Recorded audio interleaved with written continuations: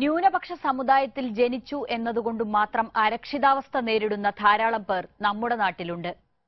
സ്വന്തം സമുദായത്തിലെ ഒരു വിഭാഗം ഭീകരവാദത്തിലേക്ക് തിരിഞ്ഞതിന്റെ പേരിൽ എല്ലാവരുടെയും ജീവിതം സംശയത്തിന്റെ മുൾമുനയിലാകുന്ന ഒരവസ്ഥ. ഏതെങ്കിലും കേസിൽ സംശയത്തിന്റെ പേരിൽ പിടിക്കപ്പെട്ടതിനുശേഷം മാസങ്ങളും വർഷങ്ങളും കഴിയുമ്പോൾ കുറ്റം ചെയ്തിട്ടില്ല എന്ന് വ്യക്തമായി ഇവരെ തടവിന് പുറത്തേക്ക് വിടും. അപ്പോൾ ജീവിതം തന്നെ നഷ്ടപ്പെട്ടിരിക്കും. ഇരകൾക്ക് നിഷേധിക്കപ്പെടുന്ന നീതി, അവസര സമത്വം, ഇത്തരം കാര്യങ്ങളിൽ നിലവിൽ തന്നെ ധാരാളം ചർച്ചകൾ നമ്മുടെ രാജ്യത്ത് നടക്കുന്നുണ്ട്. ഈ ചർച്ചകളിലേക്ക് കവർ സ്റ്റോറിയും പങ്കുചേരുകയാണ്. എല്ലാ പ്രേക്ഷകർക്കും കവർ സ്റ്റോറിയിലേക്ക് സ്വാഗതം.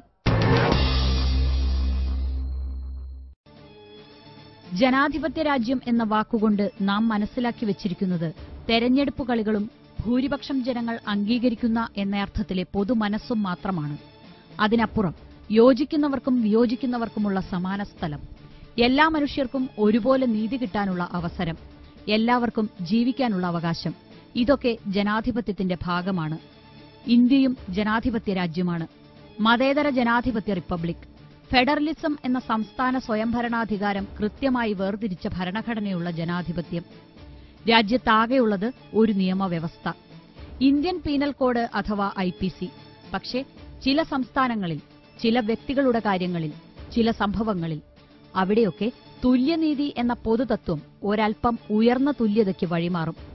സ്വൈരവും സമാധാനവുമായ ജീവിതത്തിന് പൌരന്മാർക്ക് വഴികാട്ടിയാവേണ്ട നിയമവ്യവസ്ഥ എവിടെയൊക്കെയോ കൈവഴികളിലേക്ക് സഞ്ചരിക്കുന്ന ഈ കാഴ്ച ഒരുപാട് തവണ നാം കണ്ടിട്ടുണ്ട്, കാണുന്നുണ്ട്. എല്ലാം കണ്ടാലും ഒന്നും ചെയ്യാനാവാത്ത നിസ്സഹായമായ അവസ്ഥയുമുണ്ട്. അബ്ദുൽ നാസർ മാദനി എന്ന PDP നേതാവിന്റെ കാര്യത്തിലും സംഭവിച്ചുകൊണ്ടിരിക്കുന്നത് സാമാന്യ ബുദ്ധിക്ക് നിരക്കാത്ത കാര്യങ്ങളാണ്. ബംഗളൂരു സ്ഫോടനക്കേസിൽ അറസ്റ്റിലായ മാദനി 2 കൊല്ലമായി ജയിലിലാണ്, വിചാരണ തടവ്. കോയമ്പത്തൂർ സ്ഫോടനക്കേസിൽ 9 കൊല്ലത്തോളം ജയിലിൽ കിടന്ന് കുറ്റവിമുക്തനായ മാദനി കേരള രാഷ്ട്രീയത്തിൽ ഇടതോരം ചേർന്ന് സജീവമായി വന്ന സമയത്താണ് ബംഗളൂരു സ്ഫോടനക്കേസിൽ അകത്താകുന്നത്. കടുത്ത പ്രമേഹം മൂലം കാഴ്ചശക്തി കാര്യമായി കുറഞ്ഞു. മറ്റൊരുപാട് ശാരീരിക അസ്വസ്ഥതകൾ അലട്ടുന്നു. എളുപ്പത്തിൽ പറയാവുന്ന മാദനിയുടെ ആരോഗ്യസ്ഥിതിയാണിത്. കൊല്ലം 2 മാദനിക്ക് ഇതുവരെ ജാമ്യം കിട്ടിയിട്ടില്ല. ജാമ്യം നിഷേധിക്കുന്നതിന് സുപ്രീം കോടതിയോ ഹൈക്കോടതിയോ ഒന്നും വ്യക്തമായ ഒരു കാരണവും പറഞ്ഞിട്ടില്ല. സാധാരണഗതിയിൽ ഏത് പ്രതിക്കും ജാമ്യം എന്നുള്ളത് ഒരു ഘട്ടം കഴിയുമ്പോൾ അവകാശമാണ്. അതിന് ചില കാരണങ്ങളൊക്കെ കൊണ്ട് അന്വേഷണത്തിന് തടസ്സമുണ്ടാവരുത്, സാക്ഷികളെ സ്വാധീനിക്കരുത്, വിചാരണയ്ക്ക് ആ പ്രതിയെ കിട്ടണം, ഒളിച്ചു പോകരുത്. ഈ എല്ലാ കാര്യങ്ങളും മദനിക്ക് അനുകൂലമാണ്. പക്ഷെ എന്നിട്ടും ജാമ്യം ലഭിക്കുന്നില്ല എന്ന് മാത്രമല്ല, ജാമ്യ ഹർജിയിൽ വാദം കേൾക്കാൻ പോലും ജഡ്ജിമാർ വിസമ്മതിക്കുകയാണ്. ഒരു കോടതിയല്ല, സുപ്രീം കോടതി ഉൾപ്പെടെ. ജസ്റ്റിസ് മാർക്കണ്ഡേയ കട്ജു മാത്രമാണ് ഒരിക്കൽ മദനിക്ക് അനുകൂലമായ ഒരു നിലപാട് സ്വീകരിച്ചത്. പക്ഷെ അതും ജാമ്യത്തിന് സഹായകമായില്ല. മതത്തിന്റെ പേരിൽ ഇരകളാക്കപ്പെട്ടവരുടെ കാര്യത്തിൽ ഗൌരവപൂർണമായ ഇടപെടലുകൾ വേണം എന്ന ചർച്ചകൾ തുടങ്ങിയിട്ട് നാളേറെയായി. ഭൂരിപക്ഷ പ്രീണനം നടത്തുന്ന മുഖ്യധാരാ രാഷ്ട്രീയ കക്ഷികളൊന്നും ഇക്കാര്യത്തിൽ ഇതുവരെ കാര്യമായി ഇടപെട്ടിട്ടില്ല. അറിഞ്ഞോ അറിയാതെയോ മുഖ്യധാരാ മാധ്യമങ്ങളും ഈ അവഗണനയിൽ പങ്കാളികളായി. ഒടുവിലിപ്പോൾ CPM ആ യാഥാർത്ഥ്യം തിരിച്ചറിഞ്ഞിരിക്കുന്നു. ചെറിയൊരു കാൽവെപ്പ് അവർ നടത്തി. ഒട്ടും ശ്രദ്ധിക്കപ്പെടാതെ പോയ, എന്നാൽ വളരെ ശ്രദ്ധേയമായ ഒരു കാൽവയ്പ്. രാജ്യമെങ്ങുമായി നിരവധി സ്ഫോടന കേസുകളിൽ ഒരുപാട് പേർ പിടിയിലാകുന്നുണ്ട്. ന്യൂനപക്ഷ സമുദായത്തിൽപ്പെട്ട എന്ന ഓമനപ്പേരിൽ പറയുന്ന ഇസ്ലാം മതവിഭാഗത്തിൽപ്പെട്ടവരും ധാരാളമായി ഇക്കൂട്ടത്തിൽപ്പെടുന്നു. മതം അതിൽപ്പെടുന്ന ഒരാളിന് ജന്മനാ കൈവരുന്ന ഒരു ലേബലാണ്. പിന്നീട് വളർന്നു വലുതാകുമ്പോൾ സ്വീകരിക്കുകയോ നിരാകരിക്കുകയോ ചെയ്യാം. പക്ഷേ ഒരാൾക്കും ജീവിതത്തിൽ എപ്പോഴെങ്കിലുമൊക്കെ അത് ഓർമ്മിക്കാതെ വയ്യ, പറയാതെ വയ്യ. നമ്മുടെ ജീവിതാവസ്ഥ അതിന് നിർബന്ധിച്ചുകൊണ്ടേയിരിക്കും. ഇന്ത്യൻ മതേതരത്വത്തിന്റെ ഛായ ബാബറി മസ്ജിദിനു മുമ്പും പിമ്പും 2ആണ്. രാജ്യം നടുങ്ങിയ സ്ഫോടനങ്ങളും ഭീകരാക്രമണവും പൊതുമനസ്സിനെ വല്ലാതെ ബാധിച്ചപ്പോൾ അതിൽ നിന്ന് മുതലെടുക്കാൻ ശ്രമിച്ച സംഘടിത ശക്തികൾ ആ ഛായയെ കൂടുതൽ വികൃതമാക്കി. അതിന്റെ അനന്തരഫലമാണ് പലപ്പോഴും നിരപരാധികളായ പൌരന്മാർക്ക് അനുഭവിക്കേണ്ടി വരുന്ന പീഡനങ്ങൾ. ഇസ്ലാം മതം എന്ന ലേബൽ പലപ്പോഴും ന്യൂനപക്ഷ സമുദായങ്ങളിൽപ്പെട്ടവർക്ക് അരക്ഷിതാവസ്ഥയുണ്ടാക്കുന്നുണ്ട്. നമ്മുടെ കേരളത്തിൽ അതൊരുപക്ഷേ അത്ര പ്രകടമല്ല എങ്കിലും. ഈ അരക്ഷിതാവസ്ഥയും നിസ്സഹായാവസ്ഥയും മുതലെടുക്കുന്നത് അതേ സമുദായത്തിലെ തീവ്ര സ്വഭാവമുള്ള സംഘടനകളാകുമ്പോൾ പൊതുപിന്തുണ കുറയുകയും ചെയ്യും. വൈകിയാണെങ്കിലും CPM അത് തിരിച്ചറിഞ്ഞു. ഇരകളാക്കപ്പെട്ടവർക്ക് നീതി തേടി അത് നടപ്പാക്കണം എന്നാവശ്യപ്പെട്ട് CPM സംഘം രാഷ്ട്രപതിയെ കണ്ടു. We have pointed out to him there are cases all over the country, in Delhi, in UP, in Maharashtra, in Karnataka and other places where Muslim youth have been picked up, kept in jail, they have been charged, and after a number of years they are being released by the courts, acquitted. The courts have given verdicts saying there is no evidence against them. In such cases, we want that the government adopt a policy of providing for compensation and rehabilitation of such affected people. Secondly, by fabricating such cases, instituting false cases, the real culprits are escaping. And therefore we want a time-bound trial of such cases in special courts so that within a year these cases are decided.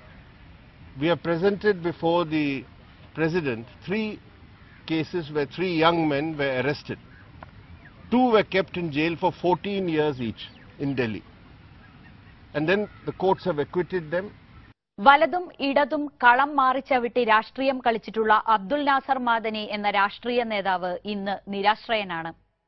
Karnataka ഹൈക്കോടതി ജാമ്യം നിഷേധിച്ച അബ്ദുൽ നാസർ മാദനി 2 വർഷമായി ജയിലിലാണ്.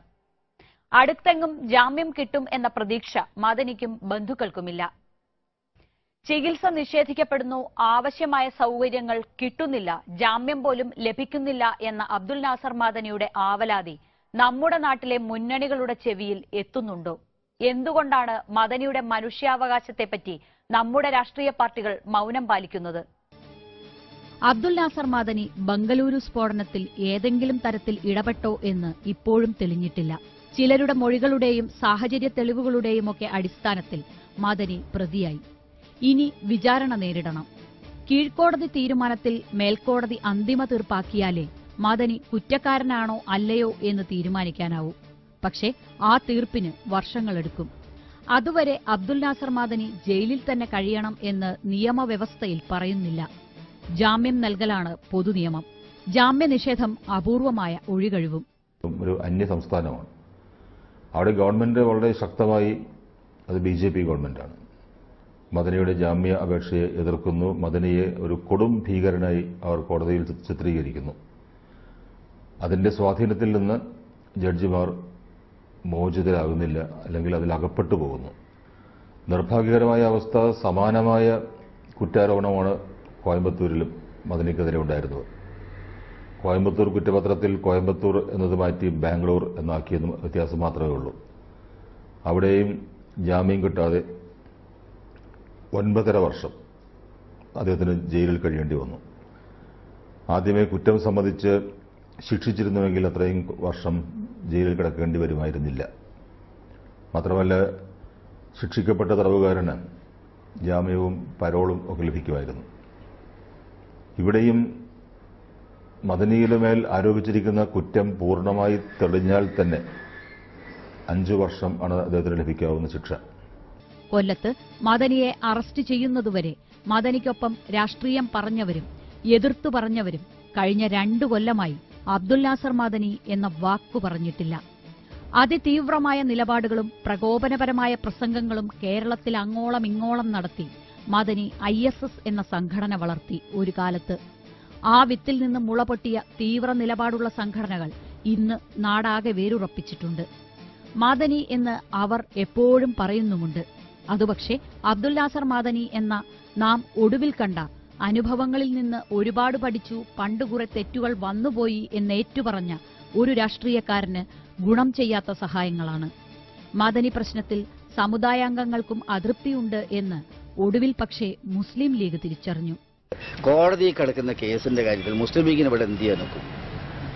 മുസ്ലിം ലീഗിന് പിന്നെ ഇത് ചെയ്യാൻ കഴിയും. ഞങ്ങൾക്കറിയാം, ഞങ്ങളുടെ UDF ഗവൺമെന്റ് ഉണ്ടായിരുന്ന സമയത്ത് തമിഴ്നാട്ടിൽ നിന്നൊക്കെ അദ്ദേഹത്തെ അതിന് വേണ്ടിയിട്ട് ഒരുപാട് കാര്യങ്ങൾ ഞങ്ങൾ ഗവൺമെന്റ് തലത്തിലൊക്കെ പോയിട്ടുള്ളതാണ്. മുഖ്യമന്ത്രി കുഞ്ഞാലി സാഹിബൊക്കെ അതിൽ ഇടപെട്ടിട്ടുള്ളതാണ്. അദ്ദേഹത്തിന്റെ പാർട്ടിയോ അദ്ദേഹത്തിന്റെ സംഗതി അതിലൊക്കെയുള്ള സംഗതിയൊക്കെ വേറെ, അതൊക്കെ വേറെ കാര്യം. പക്ഷെ ഇതിൽ മനുഷ്യാവകാശ പ്രശ്നം അദ്ദേഹത്തിന്റെ സംഗതിയിലുമുണ്ട്. അതുകൊണ്ട് ഈ കാര്യങ്ങൾ മദനി അടക്കമുള്ള ആളുകളുടെ സംഗതിയിൽ ഞാൻ ആദ്യം പറഞ്ഞതുപോലെ ഈ അണ്ടർ ട്രയൽ പ്രിസണേഴ്സ് എന്നുള്ള നിലയിൽ കിടക്കുന്ന ആളുകളുടെ കാര്യത്തിൽ സജീവമായിട്ട് ചർച്ചകൾ രാജ്യത്ത് ഉയർന്നു വരണം. അത് പിന്നെ ജുഡീഷ്യൽ ലെവലിൽ അതുപോലെ തന്നെ ഗവൺമെന്റ് ലെവലിലൊക്കെ തന്നെ ചർച്ച ചെയ്യേണ്ട ഒരു പൊതുവായിട്ടുള്ള വളരെ പ്രധാനപ്പെട്ട സംഗതി. സ്പീഡി ട്രയൽ എന്ന മൗലികമായ അവകാശം മദനിക്ക് നിഷേധിക്കപ്പെടുന്നു. റൈറ്റ് ടു ബെയിൽ, ജാമ്യത്തിനുള്ള അവകാശം, അത് നിഷേധിക്കപ്പെടുന്നു. അങ്ങനെ പല രീതിയിലും വളരെ കൊടിയ ക്രൂരമായ നീതി നിഷേധത്തിന്റെ ഇരയായി അബ്ദുൽ നാസർ മദനി മാറിയിരിക്കുകയാണ്. ജീവപര്യന്തം ശിക്ഷ കിട്ടിയവരെ 5 കൊല്ലം കൊണ്ട് മോചിപ്പിച്ച ജയകൃഷ്ണൻ വധക്കേസ്. 1 കൊല്ലം തടവ് ശിക്ഷ കിട്ടിയിട്ടും ആശുപത്രിയിൽ താമസിപ്പിക്കുകയും പിന്നെ പരോളിൽ വിടുകയും ചെയ്ത ബാലകൃഷ്ണപിള്ള. ഇതെല്ലാം നമ്മുടെ നാട്ടിൽ നടന്ന കാര്യങ്ങളാണ്. ISRO ക്യാമ്പസിൽ വ്യാജപ്പാസുണ്ടാക്കി കടന്ന സ്ത്രീക്ക് ജാമ്യം കൊടുത്തു. സംഭവത്തിലെ ദുരൂഹതകൾ ബാക്കി നിൽക്കെ തന്നെ. ബന്ധുക്കളെ കൂടെ നിർത്തി വിശ്വാസമുള്ള ആശുപത്രിയിൽ ചികിത്സ തേടാനുള്ള അബ്ദുൽ നാസർ മദനിയുടെ ആവശ്യം പക്ഷേ അംഗീകരിക്കപ്പെട്ടില്ല. ഗാസയിലെയും സിറിയയിലെയും കൂട്ടക്കൊലയിലും ആഫ്രിക്കൻ രാജ്യങ്ങളിലെ പട്ടിണിയിലും പ്രതിഷേധിക്കുന്ന കേരളീയരുടെ പ്രബുദ്ധത ഇക്കാര്യത്തിലും ഉണരണം. നീതി കിട്ടുക എന്ന പൌരാവകാശം നാളെ നമ്മൾ ഓരോരുത്തർക്കും നഷ്ടപ്പെട്ടേക്കാം. സൌകര്യമുള്ളതു മാത്രം ഓർമ്മിക്കുകയും ശല്യമില്ലാത്തതു മാത്രം ചർച്ച ചെയ്യുകയും ചെയ്യുന്ന ദേശീയം എന്ന് വിളിക്കുന്ന മാധ്യമങ്ങളുടെ മനസ്സിലേക്കും നമുക്ക് കനൽ കോരിയിടാൻ കഴിയും. ബാൽ താക്കറെയെയും അബ്ദുൽ നാസർ മദനിയെയും ഇന്ത്യൻ ജനാധിപത്യത്തിന്റെ 2 ചിഹ്നങ്ങളായി കണക്കാക്കാം. സമുദായത്തിന്റെയോ മതത്തിന്റെയോ പേരിൽ മാത്രമല്ല അത്. രണ്ടുപേരും പ്രാദേശിക പാർട്ടികളുടെ നേതാക്കൾ. ഒരാൾക്ക് വലിയ സ്വാധീനം, ഒരാൾക്ക് ചെറിയ സ്വാധീനം.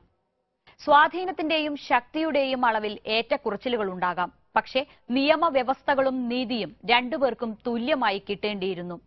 ഒരാളുടെ പക്കലേക്ക് എല്ലാം ഒഴുകിയെത്തി. പേടിപ്പെടുത്തലിന്റെയോ സ്വാധീനത്തിന്റെയോ ബലത്തിലായിരിക്കാം. മറ്റേയാളുടെ പക്കൽ നിന്ന് എല്ലാം വഴിമാറിപ്പോകുന്നു. ഇന്ത്യൻ നീതിന്യായ വ്യവസ്ഥയ്ക്ക് ഇത് നല്ലതാണോ? എല്ലാവരും ചിന്തിക്കേണ്ടതാണ്.